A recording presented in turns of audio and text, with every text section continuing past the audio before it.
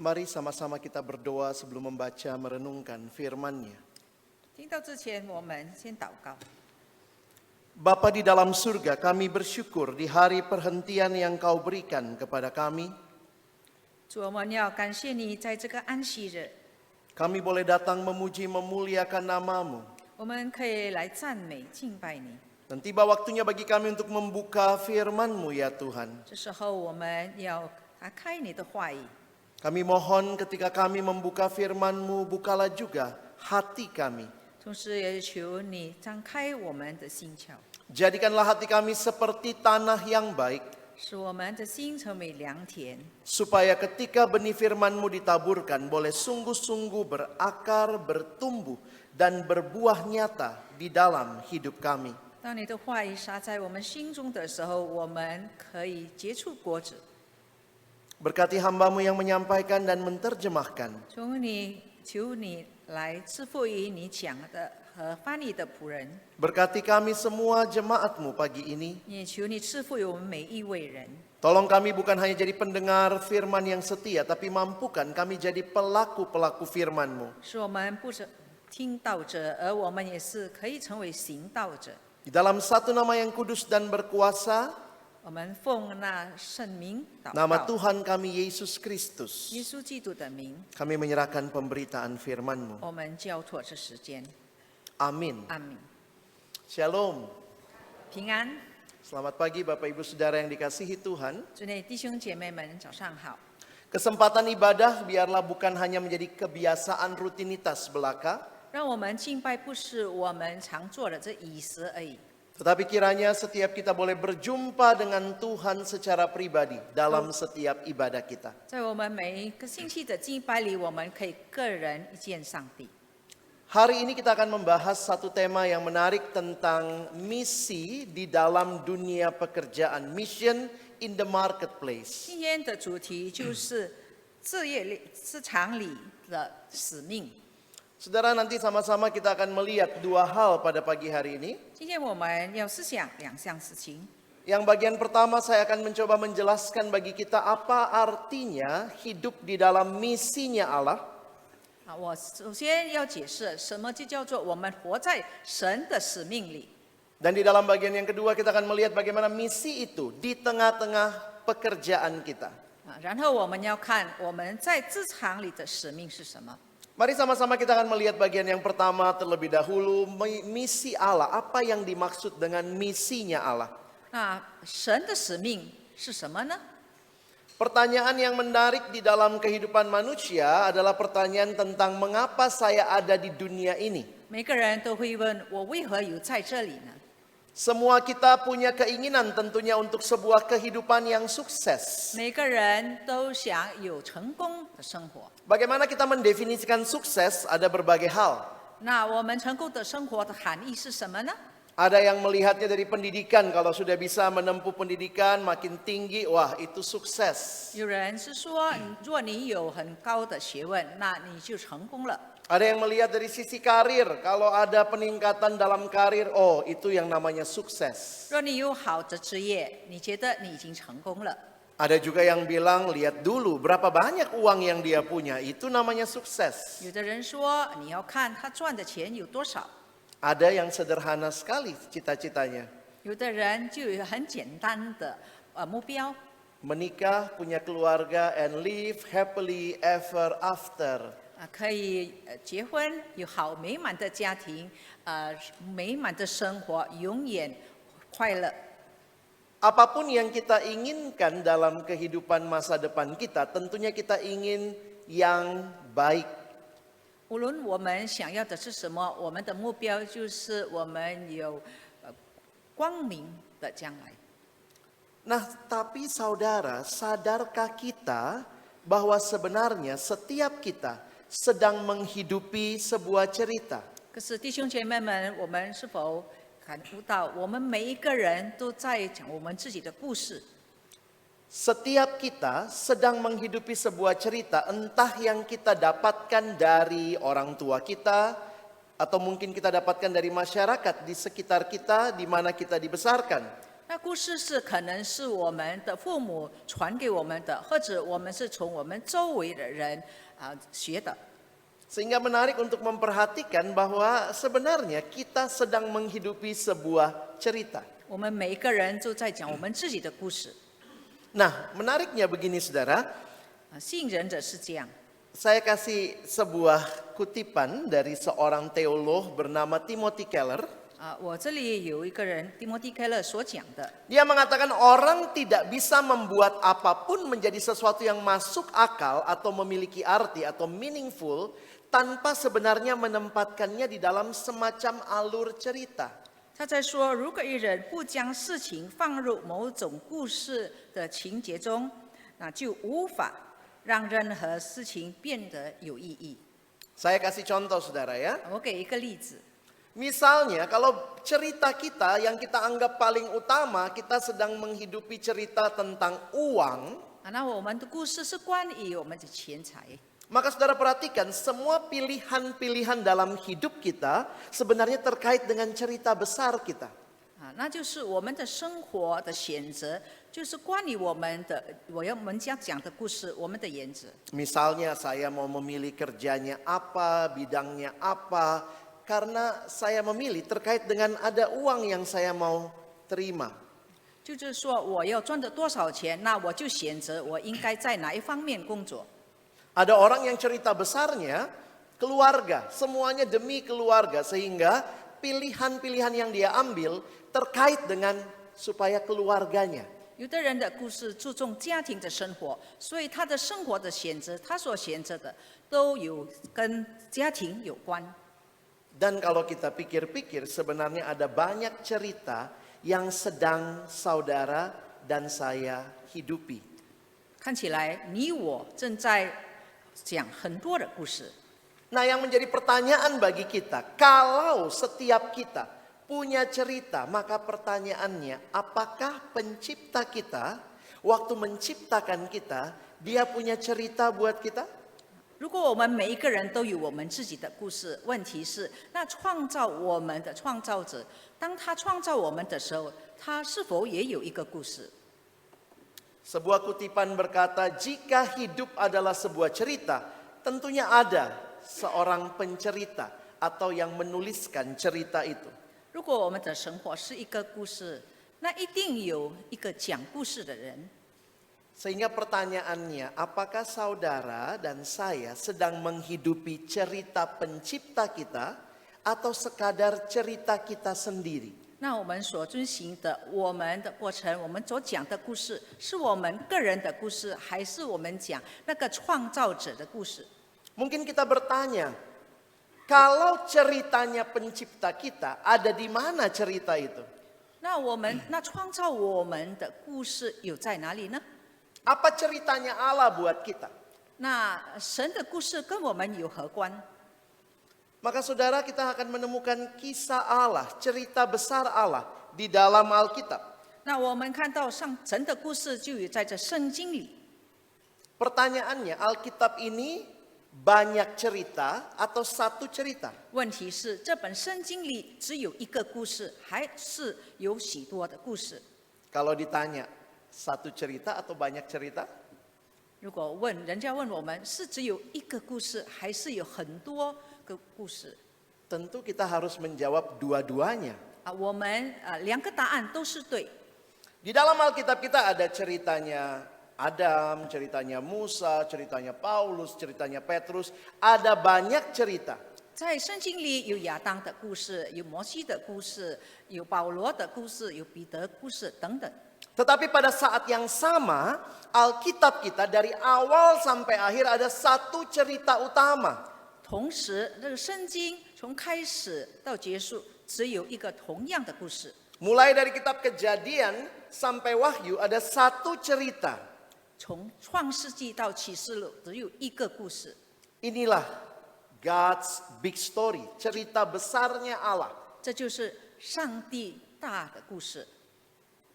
Jadi kalau saudara dan saya sebagai ciptaan mau belajar cerita Allah, kita harus membaca Alkitab. 若你我成为创造者，被创造的，我们要学习神的这个极大的故事，我们要从圣经学习。 Saya mengutip sebuah penjelasan yang disampaikan oleh seorang teolog bidang misi namanya Christopher Wright dalam buku yang dia tulis ini. 这里有一个大神学家，他这样子说。 Dia mengatakan kira-kira begini, kalau Alkitab kita diperes saudara, ternyata ada satu cerita yang terdiri dari 6 babak. 他说，若我们要知道这个圣经的内容，原来有6个大部分。 Jadi ini diwakilkan dengan 6 simbol ini. Saudara bisa dengan gampang menggambarnya. 就是我们看这个字号。 Menarik saudara, dia bilang begini. Kalau ada orang tanya, Alkitabmu bilang apa sih? Saudara bisa menggambarkan 6 hal ini, menceritakan seluruh Alkitab hanya dalam waktu kurang 2 menit. 如果人家问你这个圣经的内容到底是什么，你在2分钟之内你就用这个句号来解释。 Nah, coba kita lihat sama-sama. Apa cerita Alkitab dari awal sampai akhir? 我们来看这个圣经从开始到结束。 Di dalam babak yang pertama, lihat itu panah dari atas ke bawah. 第一个段节就是这个箭头往下， Ini yang dikatakan Allah mencipta. 就是说神创造。 Segala sesuatu dalam dunia ini adalah ciptaan Allah termasuk kita, manusia. 这世界的一切，包括我们，是上帝创造的。 Nah, udah tahu pasti yang kedua ya, apa itu? 那第二是什么呢？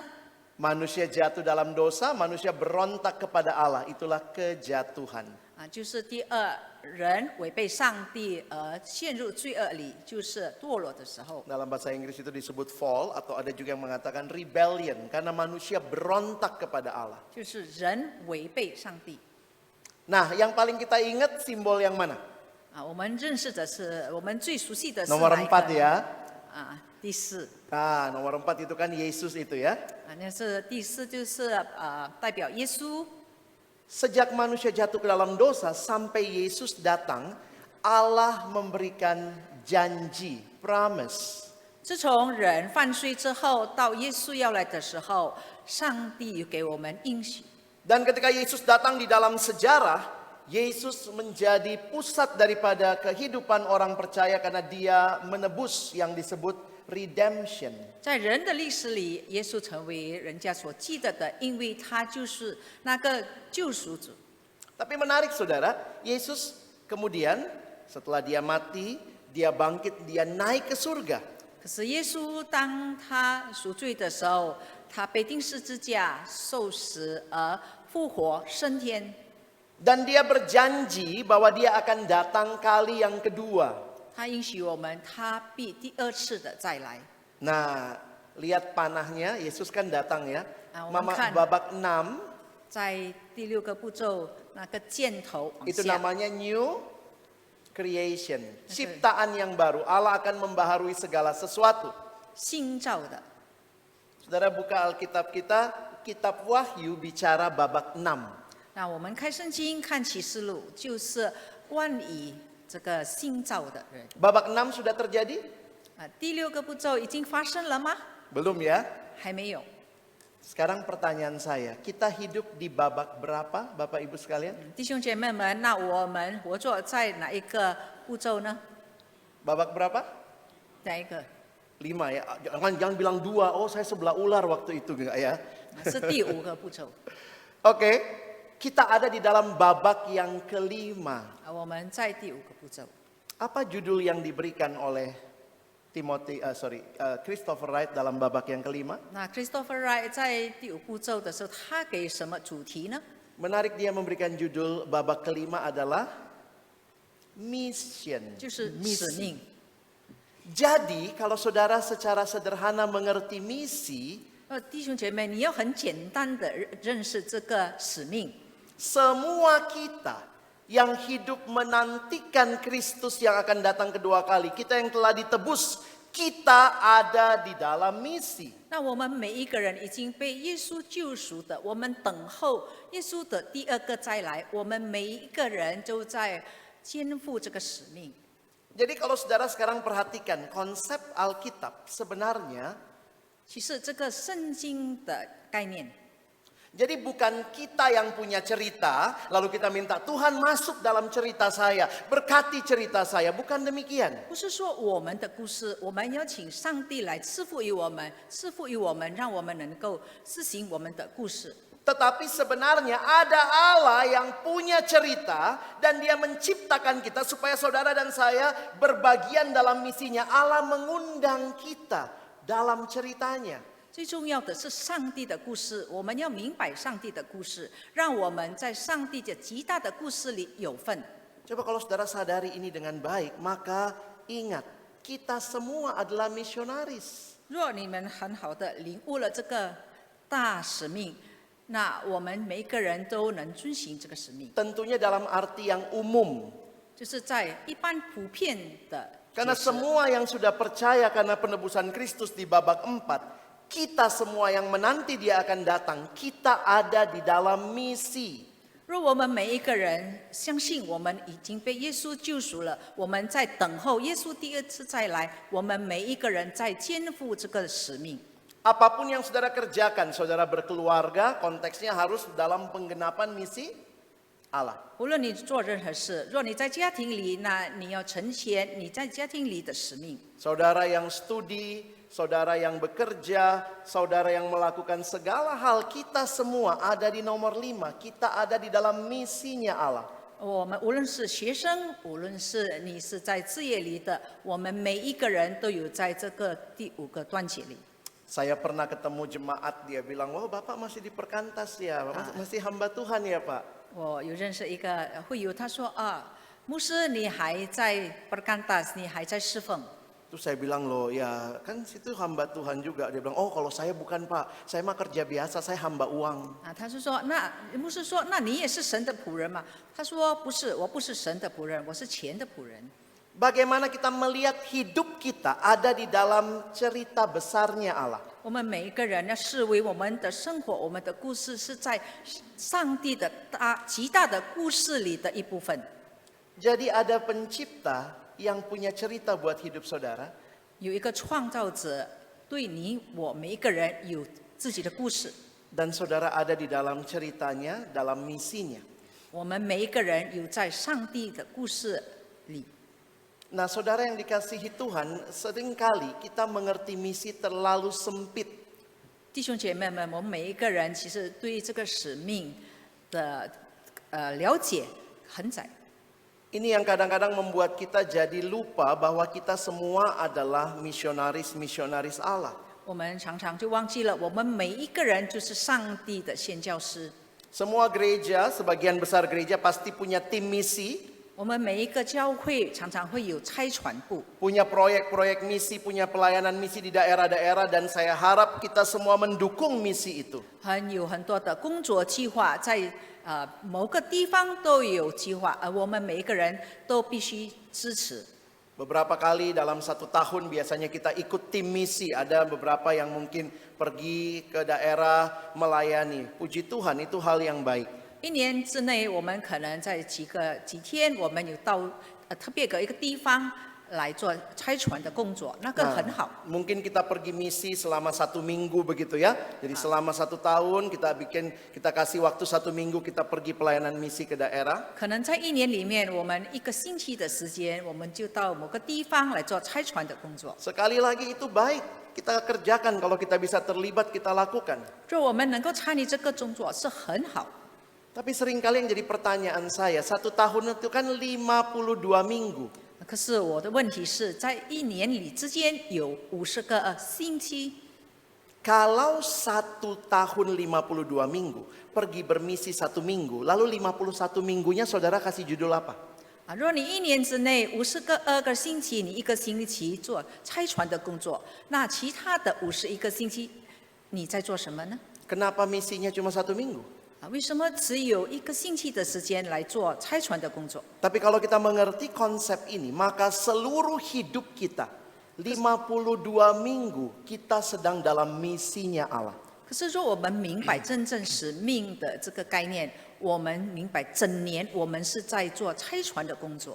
Berarti waktu saudara bekerja, keseharian saudara di marketplace, you are on a mission. 如果你只在职场里，你每一天都工作，那你是在你的职场里的宣教师。 Apapun profesi saudara, 无论你在哪一个方面工作， kita ada di dalam misinya Allah. 我们有在上帝的使命的其 Bahkan 中。 misi Allah bukan dibatasi bekerja atau tidak bekerja, 神的这个大使命，不是说你在工作还是没有工作。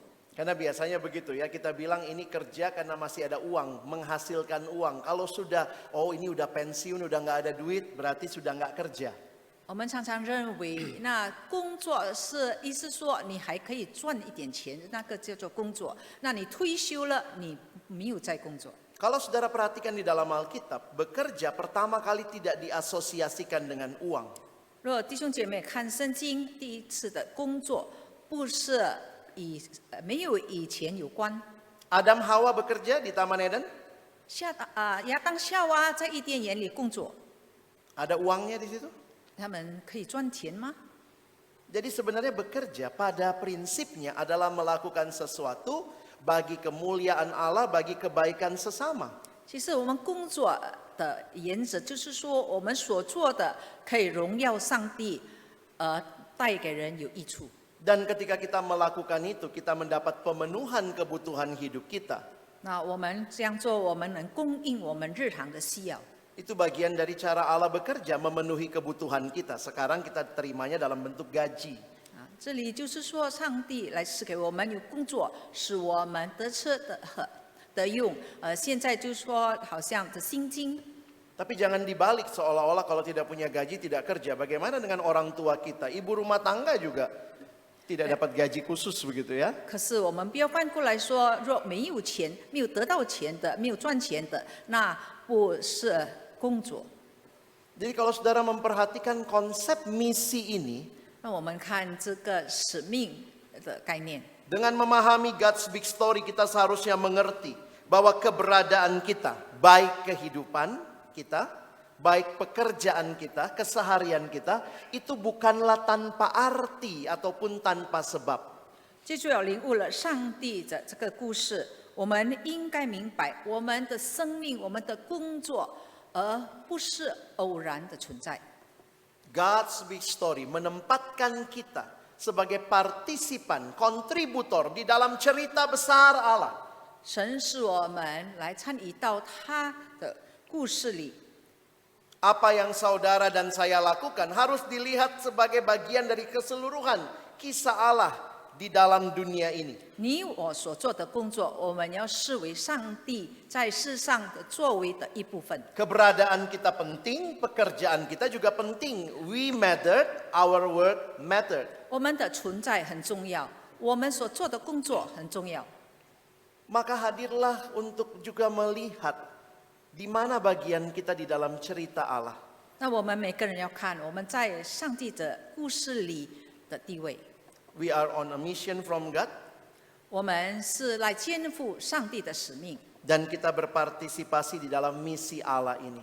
我们应该参与上帝的工 Sekecil 作。 apapun bagian kita, 无论你所参与的是大还是小， kita sedang berbagian dalam misi Allah bagi dunia ini. 我们每一个人都在参与上帝在这个世界上的使命。 Mungkin Bapak Ibu ada yang bekerja sebagai guru, sebagai profesional di bidang ekonomi, sebagai seorang di dalam bidang yang lain. Semua kita, sekecil apapun peran kita, kita sedang berbagian dalam misinya Allah. 无论你是当老师的还是其他的职业，我们每一个人在上帝的使命中有份。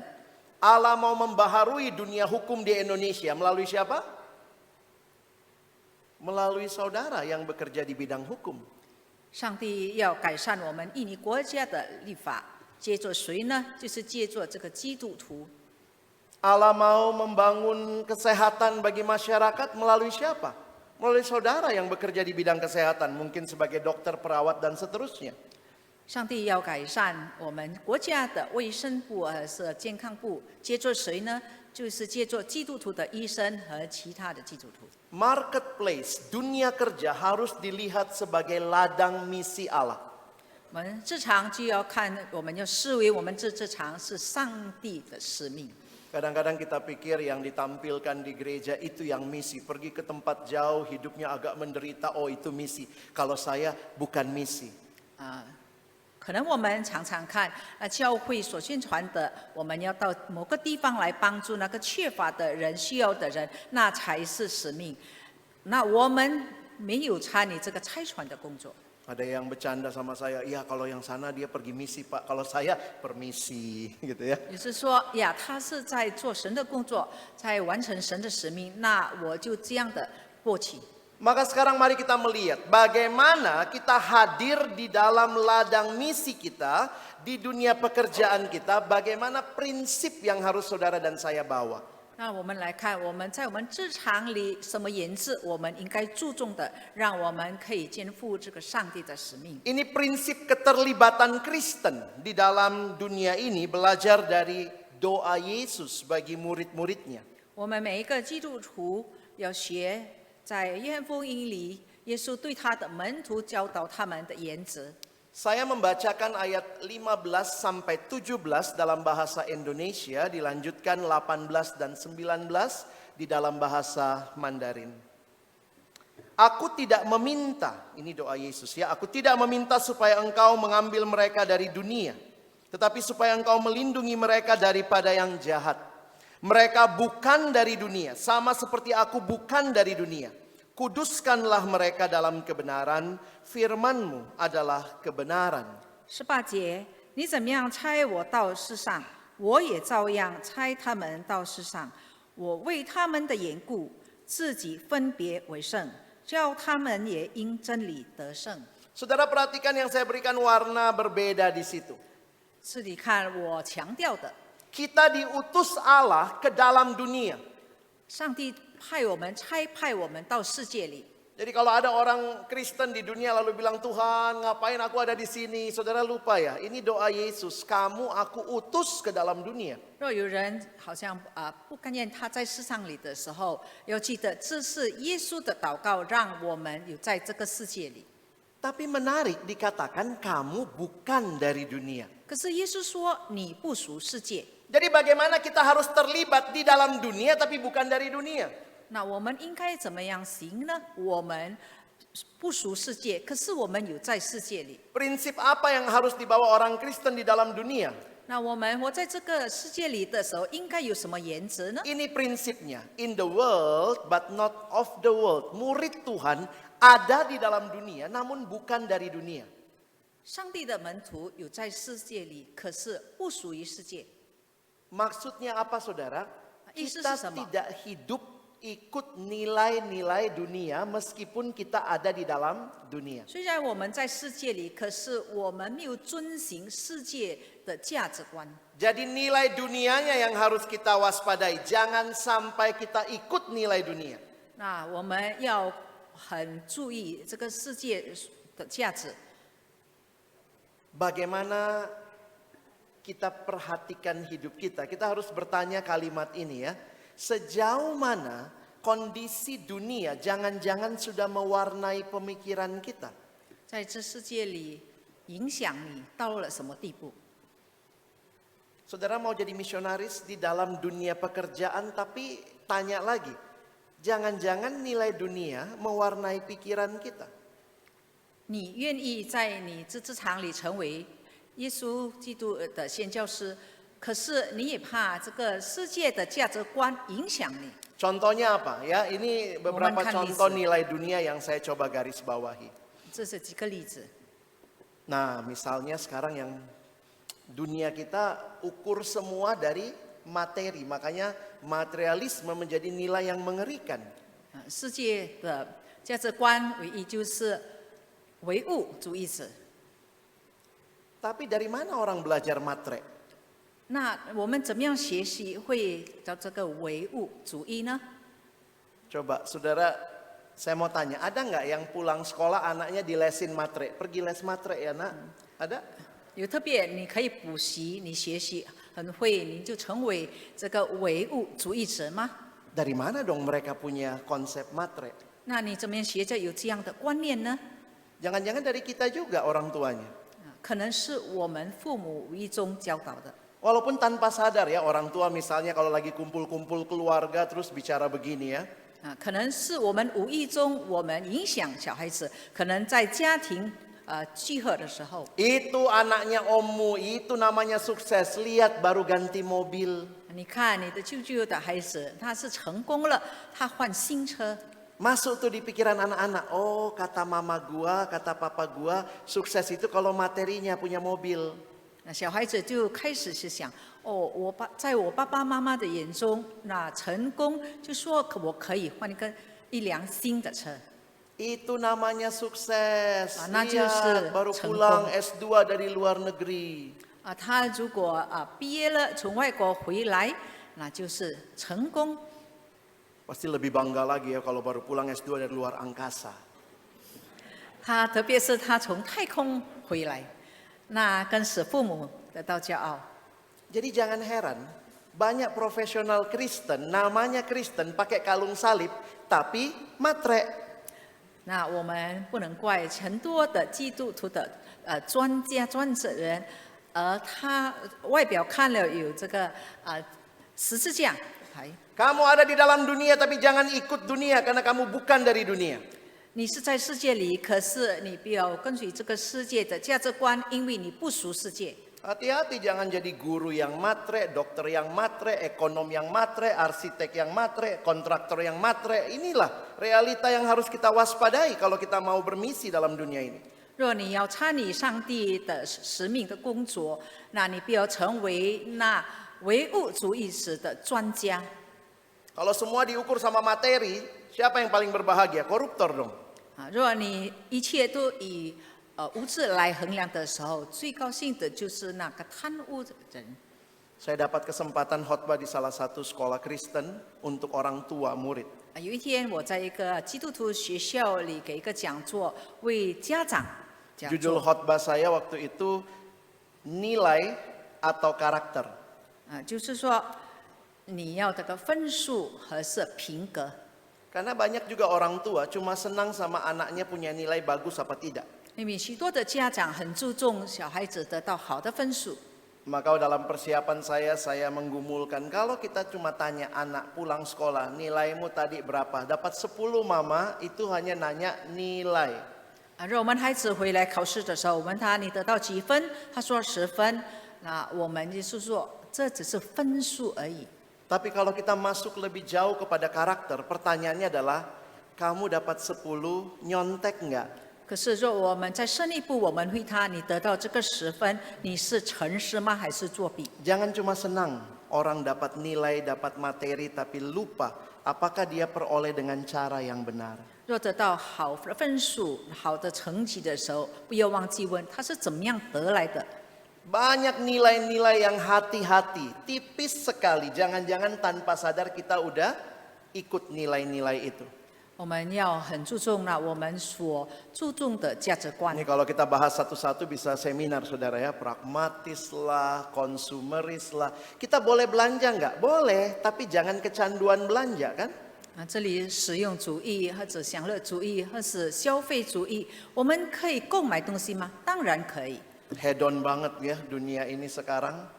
就是享乐主义者现在是很普遍了。 Kadang saya kalau lihat status-status profesional muda, ya ini yang muda ya, karena biasanya yang tua nggak tahu bikin status. 这个比较年轻的这个专家，常常在媒体的喽 Kalau 出现自己， yang tua share foto cucu ya.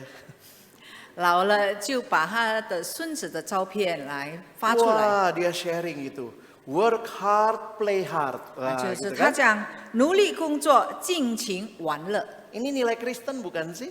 这是否是基督徒应该有的 Kalau 价值观？ Jumat, TGIF, thanks God it's Friday. 到了星期五，他就会说感谢神，今天是星期五了。 Hari Senin, I 星期 hate 一， Monday.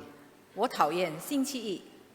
Waduh, jangan-jangan nilai-nilai ini banyak di sekitar kita masuk tanpa sadar ya. 可能这个价值观已经影响了我们。 Sekarang juga gitu kan, kita bisa dapat banyak hal, ada pay later. 这个时候我们也看见你买了之后才付钱。 Hati-hati kita mulai konsumeris, beli barang nggak butuh tapi dibeli. 我们多少时候购买东西，其实我们不需要那个商品。 Yang cewek-cewek ya, maaf yang muda-muda gitu. Kenapa beli barang? Kadang-kadang beli itu kenapa? Lucu. Hah? Beli barang karena lucu?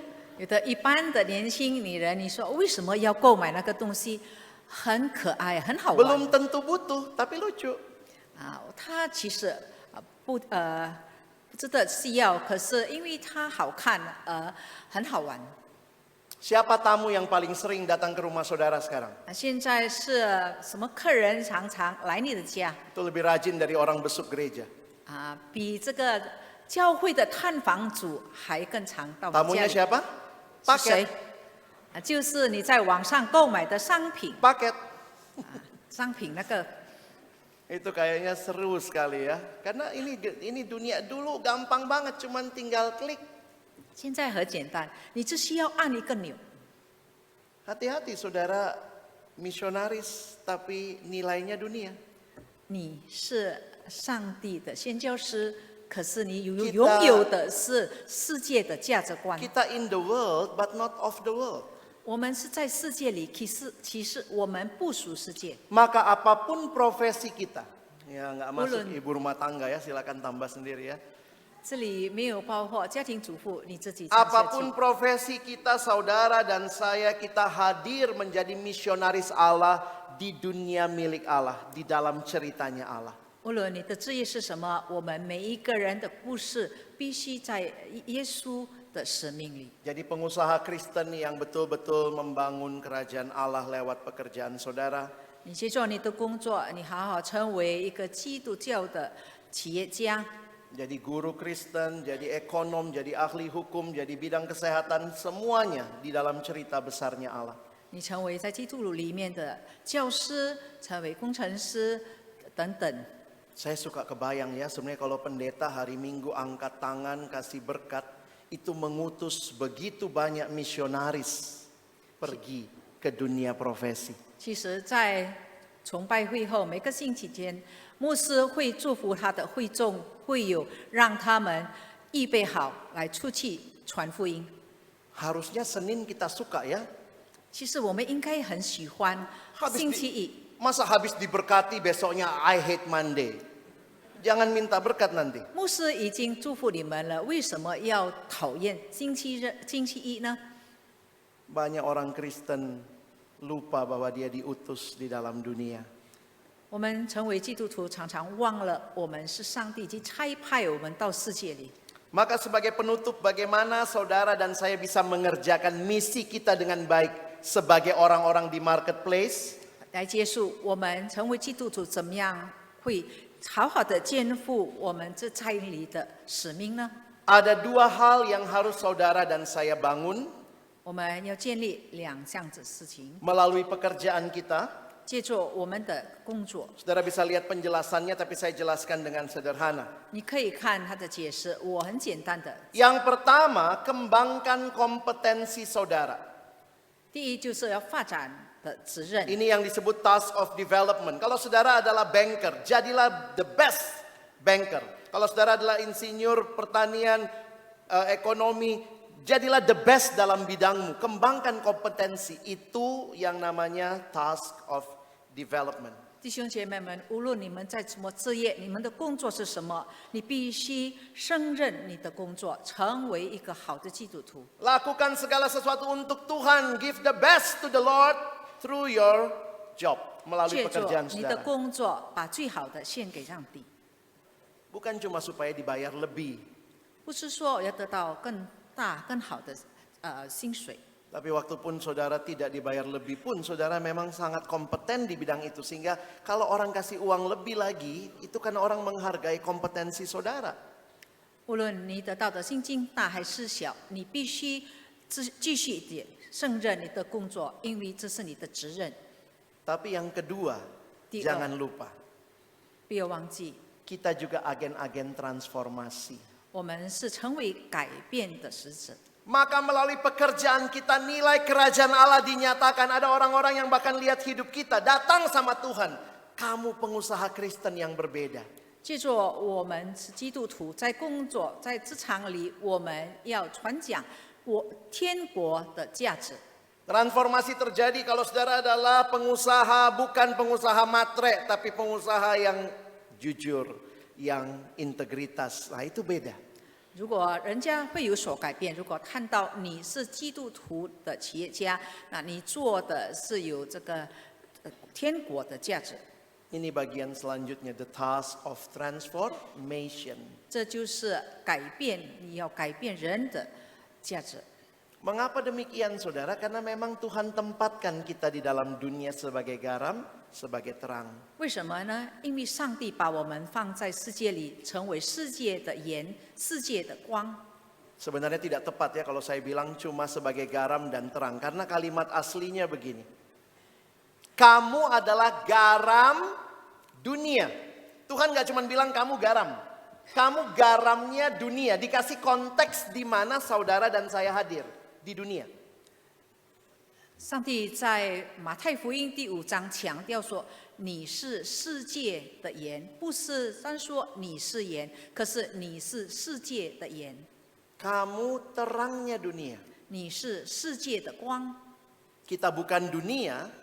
我们不属世界， Kita bukan cuma garam, bukan cuma terang. 我们不是单单是盐或者 Tapi 光， kita garamnya dunia, terangnya dunia. 我们是世界的盐，世界的光。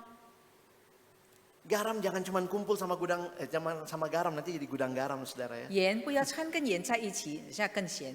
Harus hadir membawa pengaruh ke tengah dunia yang busuk. 我们要在这败坏的世界里，给有好的影响。 Berani hidup berbeda dengan dunia. 我们要敢以与众不同。 Kita suka doa Bapa kami ya, ada satu kalimat, datanglah kerajaanmu. 我们在主祷文说：“你的国降临。” Satu penjelasan bilang begini, tentunya datanglah kerajaanmu bukan di surga, karena di surga Allah sudah raja. 就是说，让你的国降临，不是在天国降临，而是不是在天堂降临，可是在世上， Melainkan datanglah kerajaanmu di bumi ini. 就是降临在这个世界里。 Allah harus jadi raja atas seluruh bidang kehidupan. 神要在什么生活，每个生活居首位。 Dan melalui kehadiran saudara di semua bidang kehidupan, kiranya Allah nyata sebagai raja. 借助我们的工作，我们基督徒每一个人有份，使上帝的国度降临。 Kerajaan dunia nilainya ini, is. 是我们世界的价值观，就是这一些。 Jangan jadi seperti ini. 我们不要成为这样。 Tapi kerajaan Allah ini nilainya yang saudara dan saya harus bawa di dalam pelayanan pekerjaan kita. 这是天国的价值观，那我们必须拥有的。 Kebenaran, keadilan, kejujuran, kiranya itu mewarnai kehadiran kita sebagai misionaris Allah. 天国的价值就是真理、公正、诚实、信实、美德、忍耐和仁慈，我们每一个人必须拥有。 Allah memanggil saudara dan saya untuk melayani Dia di Indonesia bahkan di dunia. 神要你我来服侍他，在印尼，甚至在全世界。 Gereja kan harus menjadi berkat di mana-mana. Tapi pertanyaannya bagaimana gereja bisa jadi berkat di bidang hukum, bidang ekonomi, bidang konstruksi, bidang IT di bangsa ini? 我们教会应该成为其他人世界的祝福，可是我们怎么样来做到在立法上面、在经济方面、在等等的方面怎么样行呢？ Bukan kami hamba Tuhan yang masuk ke sana semua, tetapi saudara yang ada dan Tuhan tempatkan dalam kisahnya untuk membawa seluruh bidang kehidupan memuliakan Allah. 不是我们传道人、牧师做的，可是你们每一个人，神派你们在你们这场里来肩负这个使命。 Kiranya di bangsa ini kita menghidupi kisahnya Allah. 在这里，我们在我们的国民当中来讲上帝的故事。 Kita semua dengan bagian kita masing-masing sedang mengerjakan misi Allah. 我们每一个人在尽我们的本分来在上帝的使命有份。 Jadi nanti terima berkat, ingat ya, saudara pulang jadi misionaris. 当你领受祝福的时候，你要知道，我们每一个人都是宣教师。Kadang ada yang terima berkatnya sampai begini banget gitu ya. Wah, siap banget jadi misionaris, saudara 有 ya. 的人很准备好，他的手会举上来，来领受这个祝福。 Nyatakan Kristus melalui kehadiran saudara supaya dunia akhirnya percaya bahwa sungguh Yesuslah Tuhan dan Juru Selamat. 就说你在你的职场里来宣讲上帝，让每一个人都信上帝， Tuhan menolong kita boleh jadi pelaku-pelaku firman-Nya. 让神帮助我们可以成为行道者。 Amin. Mari kita berdoa. 我们祷告， Tuhan, terima kasih banyak untuk kesempatan kami boleh belajar firman-Mu pagi ini. 天父，我们要感谢你，你给我们机会再一次来学习你的话语。 Menyadari bahwa sungguh kami ada dalam kisah besar-Mu. 我们每一个人领悟到，我们每一个人都有在你的大故事里面。 Tuhan rindu memberkati bangsa kami Indonesia juga memberkati seluruh bidang kehidupan. 我们也和睦，你赐福于我们国家在每一个部门。 Karena itulah Tuhan juga menebus menyelamatkan kami dan menempatkan kami dalam berbagai bidang kehidupan di bangsa ini. 为了这个原因，你救赎我们每一个人，把我们每一个人按照我们的责任来建立这个国家。 Tolong kami tidak melihat pekerjaan kami hanya sebatas mencari uang, mencari nafkah. 求你帮助我们，不要把我们的工作当作我们赚钱的地方。 Tetapi di dalam satu bagian menggenapkan misi Allah di dalam kehidupan dunia ini. 我们还有另一个责任，就是在我们职场里来肩负你为我们预备的使命。 Tolong kami bukan cuma jadi pendengar tapi pelaku firman-Mu. 求你帮助我们，不要只成为听到者，而可以把你的道行出来。 Dalam nama Tuhan Yesus kami bersyukur, kami berdoa. 奉耶稣基督的名，感谢祷告， Amin. 阿门。